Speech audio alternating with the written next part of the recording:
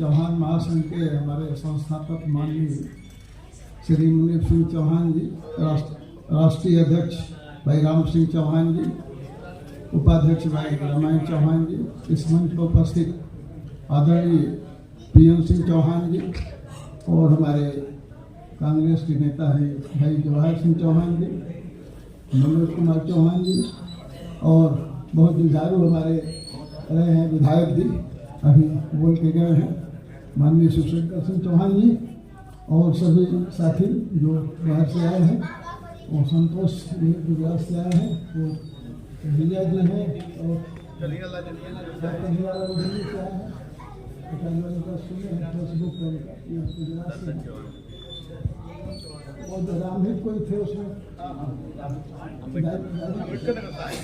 जिनका भाषण हुआ था और सभी सम्मानित साथियों। अब समय कम है तो मैं हेडिंग में ही कुछ बताऊंगा, नोट आप लोग जो है बना लीजिएगा उसका। बड़ा विवाद था जाति पर, चौहान पर, उस पर थोड़ा मैं आयोजक लोगों पर भी दो लाइन में बोल दूंगा क्योंकि बार बार बोलता हूँ लेकिन चीजें वहीं आगे खड़ी हो जाती हैं। 1.5 घंटा माला पहना गया है, उस काम को 10 मिनट में हम कर सकते हैं। अगर ढंग हो हमारे पास तो हम 10 मिनट में 500 आदमी को माला पहना सकते हैं। अब यहाँ जो है 2 मिनट 5 मिनट, 1 घंटे में 12 आदमी बोल सकते हैं, तो इसका आइंदे मतलब ध्यान रखें। दूसरी चीज, जो वक्तव्य जो वक्ता लोग हैं, कहना नहीं चाहिए लेकिन मजबूरी है, समय मेरा भी अब वो निकट है जैसे, तो बताना है। अपने वरिष्ठ लोग हैं फिर भी व्यक्तिगत चीजों का वर्णन नहीं होना चाहिए। अब हम अपनी व्यक्तिगत बताएं तो हमको 5 घंटा हमको भी चाहिए कि हम कब पढ़े, कहाँ गए, क्या नौकरी किए, क्या की, विषय वस्तु हमारी क्या है, सामाजिक चौहान समाज को दिशा देना। 2 चीज इसमें शब्द खड़े हो गए हैं, लोनियाल चौहान, ये मेरी जो राय है कि ये इसमें हमारे ऊर्जा जो अपव्यय हो रही है, निरर्थक जा रही है। क्योंकि जब मैं 99 में लड़ा था, पीएम सिंह ने बताया घोसी से, उस समय में कल्पनाथ राय बड़े माननीय वो नेता थे राष्ट्रीय, उनके खिलाफ में लड़ा था। लेकिन मेरा ही भाई एक था जिसको मैं 93 में कांसी राम के सामने ले गया था पार्टी में, वो चौराहे को घूमता रहता था, लेकिन राज्यसभा में उसको कांसी राम ने दिया। मैंने कहा नहीं, इसको बनाइए, मेरी जिद है। मैं वो 1.5 साल नौकरी छोड़ के आया था, मैं 12 साल पहले ग्यारस लिया था कि चौहान समाज में कोई एमपी का टिकट मांगता ही नहीं, तो मैं मांगूंगा। मैं 12 साल पहले ही सर्विस से ग्यारस ले लिया, पेंशन उसकी मिलती रही और मैं लड़ा कि मैं कल्पनाथ राय को हराऊंगा। 98 में मैं हार गया, 99 में चुनाव अभियान में कल्पनाथ राय मर गए। जहां मैं गांव में सोया था चौहान के घर, सुबह उठ के कह रहा कल्पनाथ राय मर गए, भोर में 4 बजे जगह थी। बड़ा मैं मायूस हुआ कि जो मैंने प्रण किया था कि मैं इनको हराऊंगा, तो एक जीत थी। लेकिन टिकट जब मुझे 98 में मिला तो जो जिसको मैंने राज्यसभा दे दिया था मायावती से कह के कि मुझे चुनाव लड़ना है, मुफ्त वाला मुझको नहीं चाहिए, मैंने जिंदगी में लॉटरी नहीं खरीदा है, मुझको लड़ करके संघर्ष करके लेना है। लेकिन आदमी लड़ गया और नहीं माना, फिर भी हमको टिकट मिला, हम हार गए। 99 में फिर मिला तो वो व्यक्ति हमारे पैरों खड़ा हो गया, वो पहलवान जिसको हम राज्यसभा भेजे थे, और उसको मुंह की खानी पड़ी, वो भी हार गया हमसे। तो ये तो व्यक्तिगत हमारी हो गई कहानी, हमने व्यक्तिगत शिकायत किया, लेकिन फिर भी कुछ चीजें हैं जो जानकारी लोगों को हो जाए कि इतिहास क्या है, कौन कहां से आया है, किसके जरिए आया है, इतिहास जानना चाहिए। 93 में नेहरू हाल में आजमगढ़ में मनोज जी कांसी राम का प्रोग्राम हमने लगवाया था, हम नौकरी में थे, बाम से वहीं चौराहे से पकड़ के उसको ले गए, वही चाय की दुकान पर से कि चलो चौहान को आजमगढ़ में नहीं ज्वाइन करें। तो इस तरह से अब मैं जो कहना चाहता हूँ, इस वक्तव्य में एक लड़का बोला है रामहित चौहान, विचारधारा की बात केवल एक व्यक्ति ने किया है, बार बार मैं रामायण जी से इनसे भी कहता हूं कि एजेंडा क्या है, तो कहते हैं जागरूकता चौहान में। जागरूकता कोई विषय होती ही नहीं है। किस विषय की जागरूकता? विषय यह होता है किस विषय की जागरूकता।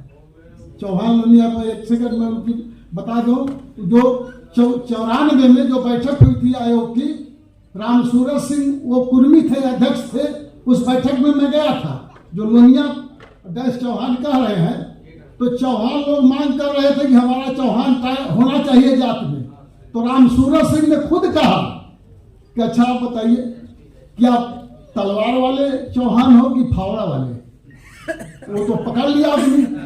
तो तर्क हुआ कि भाई क्या हुआ। मैं उसमें था वहां मीटिंग में। क्या हुआ समझाए, वो खुद वो कुर्मी थे, बैकवर्ड थे, समझाए देखो आप लोग चौहान का अगर मांगोगे तो सारे पश्चिम वाले जो छत्री हैं वो उसका लाभ उठा के लेके चले जाएंगे।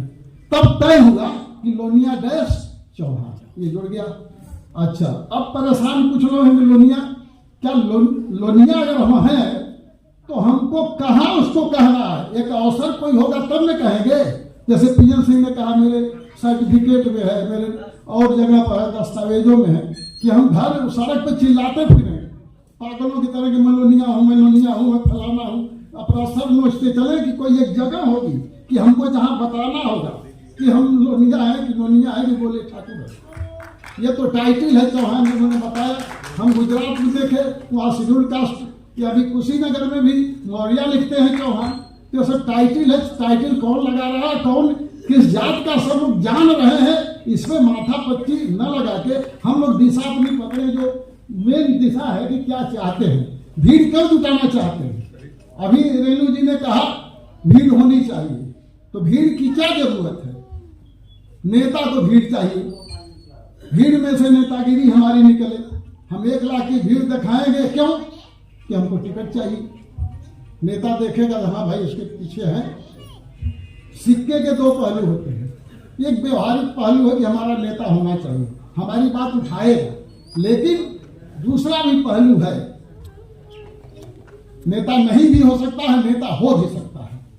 नेता अगर है, महिला बिल पेश हुआ है संसद में, 85 बैकवर्ड के सांसद हैं। आप लोगों ने इसकी सुना होगा, अमित शाह की। लेकिन राहुल गांधी की स्पीच सुने होंगे कि सब मूर्ति है। मूर्ति मतलब उनके मुंह में आवाज नहीं है। जिसको डॉक्टर अम्बेडकर ने अपने किताबों में लिखा है कि पार्टियों के जो नेता होते हैं वो जो है मुंह बंधे हुए कुत्ते के समान होते हैं। काटना तो दूर, वो भौंक भी नहीं सकते हैं। तो अब बैकवर्ड का हित वहां फंसा है महिला आरक्षण बिल में।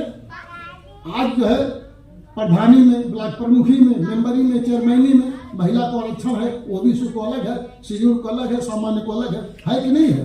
तो इस तरह से उसमें भी हमको मिलना चाहिए। मांग यो हो रही थी, लेकिन कोई बोलेगा नहीं। क्यों? कि पार्टी लाइन के विपरीत कोई बोल ही नहीं सकता है।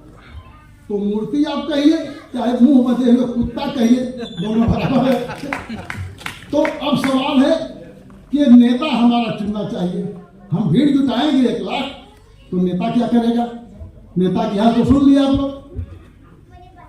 नेता क्या हाल तो सुन लिए कि 85 नेता है। क्या होगा? तो चाहिए क्या? आपके हित क्या है?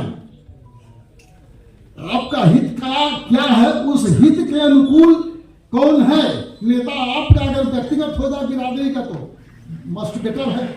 अगर नहीं भी है तो उस पार्टी को देखना होगा कि उसकी पॉलिसी आपके पक्ष में है कि आपके विरोध में है। एक पहलू दूसरा है व्यवहारिक के अलावा एक विचारधारा का पहलू। जैसे कि रामहित जी ने बताया कि एक आरएसएस की जो है विचारधारा है, इम्प्लीमेंट जो है बीजेपी कर रही है। इसी को मैं अभी 15 अगस्त को अखबार निकला था दिल्ली में, एक मिंट निकलता है, अंग्रेजी अखबार है मिंट। उसमें ऊपरी लाइन में हेडिंग पढ़ दे रहा हूं।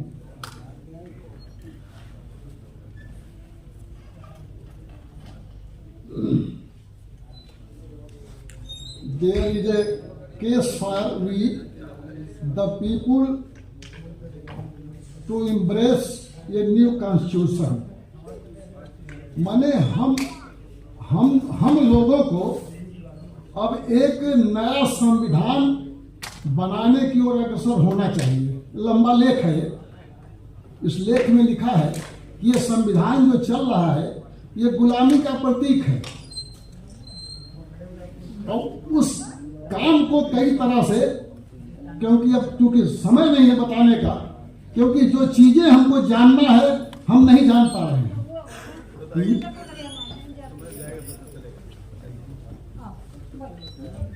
जैसे उदाहरण लीजिए, पार्लियामेंट बदल गई है, नई बन गई, क्यों? गुलामी का प्रतीक। मैं लंदन गया था, सन 1200 की बनी हुई है पार्लियामेंट वहां, और ये सन 2100 की बनी है, ये 1921 की 100 वर्ष हुआ, और वो 1200 से जोड़िए कितना, वही अभी चल रही है। ये हमको नया चाहिए, बहाना है कि पुरानी होगी, चलो ठीक है, चीजों का नाम बदल देना है। क्यों? कि अंग्रेजों ने इसको बनाया है। मैंने कहा भाजपा वालों से, कई लोगों से, कि भाई तब तो पहले ये बताओ कि रेल पटरियों, रेल इंजन को किसने चलाया? तो कहा अंग्रेजों ने। तो मैंने कहा पहले सब रेल पटरियों खड़वाओ देश की,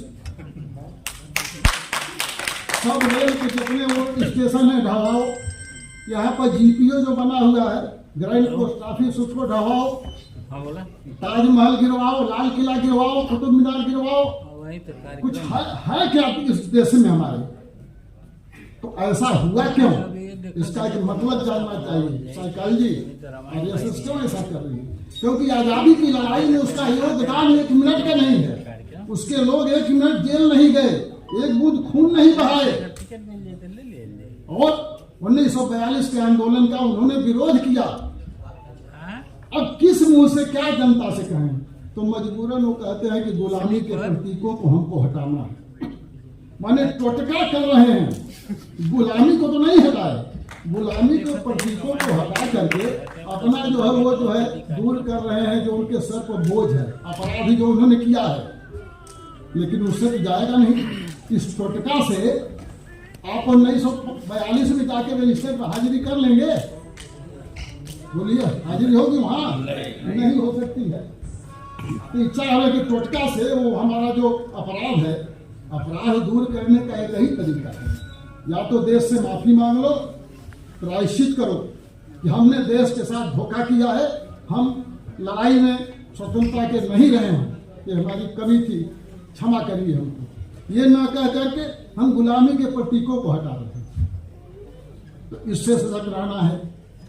और 15 तारीख को एक अखबार निकला था दिल्ली में, अंग्रेजी में, और जो दूसरी चीज हमारे साथी ने कहा विचारधारा की,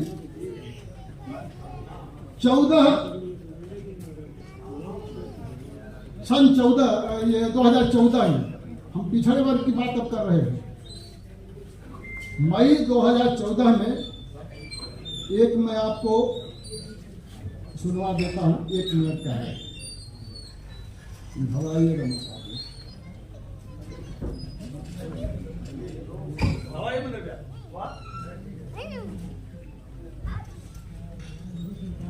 देखिए आवाज आती है।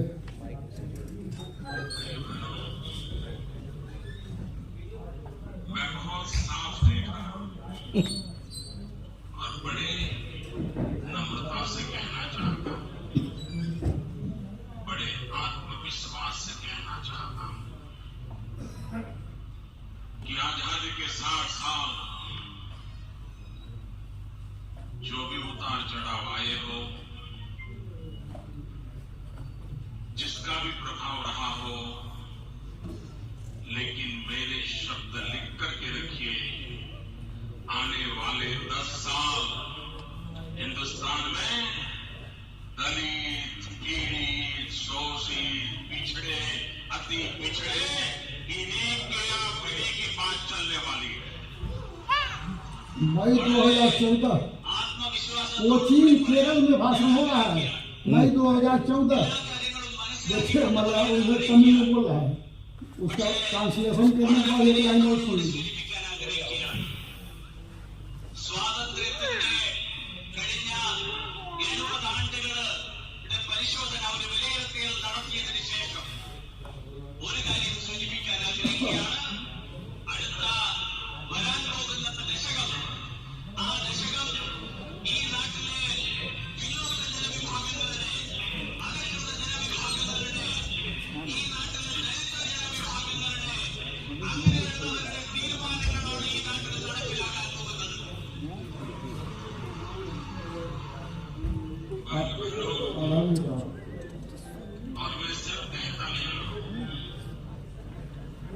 स्कूल में पढ़ता था,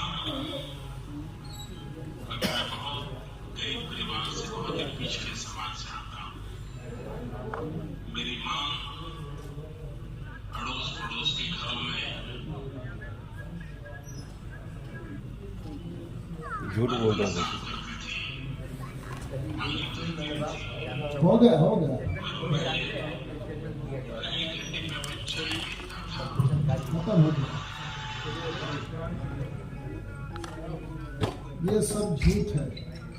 12 साल मुख्यमंत्री, पूरे विदेशों में भ्रमण, कहीं ये बात नहीं कही गई। केवल 2014 में आरएसएस का फार्मूला था कि पिछड़े वर्गों को जाल में बधा करके ये काम करना है, वो काम हो गया। और सुन रहे हैं 10 साल पहले कि अगले 10 साल पिछड़ों के होंगे, तो 10 साल तो बीत गया ना यार। क्या मिला? EWS आ गया। जो स्टाइपेंड थी, छात्रवृत्ति थी, कम हो गई, बंद हो गई। नौकरियों में आरक्षण धीरे धीरे कम हो गया। यही ना हुआ 10 साल में। तो विचारधारा पर हमें टिकना है और विचारधारा को समझना पड़ेगा नौजवानों को। ये हमारी राय है। और उस पर दिमाग लगा करके ये जो चीजें समाज की चल रही हैं, इनसे एक लाभ है, लोगों से बातचीत हो जाती है, इंटरेक्शन हो जाता है, भेंट मुलाकात हो जाती है। लेकिन जो मूल चीज है, वैचारिकी मूल चीज है कि हम चाहते क्या है। उस चाहने के लिए एक सिद्धांत की जरूरत है। वो सिद्धांत किस पार्टी में है, नहीं है तो हमारी पार्टी कौन है, हम उसको बनाएं या थोड़ा सा कहीं हमारा अंश है तो उसके साथ चलें, ताकि हमारा भविष्य जो है सुनहरा हो, हमारे भी आगे वाली पीढ़ियों को लाभ हो। बहुत समय नहीं लेते हुए सबको मैं नमस्कार करते हुए अपनी बात समाप्त करता हूँ। जय हिंद, जय भारत।